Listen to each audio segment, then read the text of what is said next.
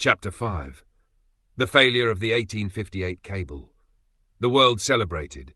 For the first time in history, Europe and North America were connected by a telegraph cable beneath the Atlantic Ocean. But behind the celebrations, the cable was already in trouble. The first problem was the signal.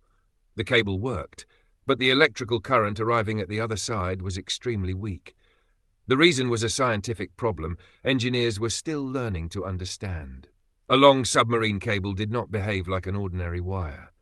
The copper conductor inside the cable stored electrical charge, slowing the signal and weakening it over thousands of kilometers.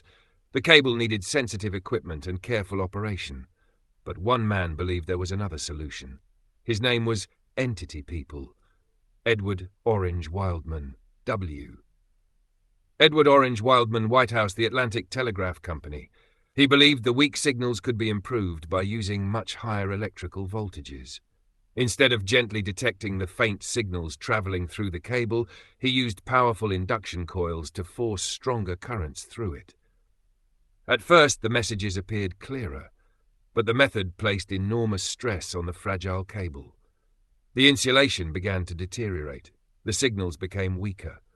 Over the following weeks, communication across the Atlantic gradually deteriorated until the cable became unusable. The first transatlantic cable had lasted only a few weeks. The achievement that had amazed the world had failed almost as quickly as it had succeeded. Many people believed the dream was over, but the failure provided engineers with important lessons. The cable itself had proven that an Atlantic connection was possible.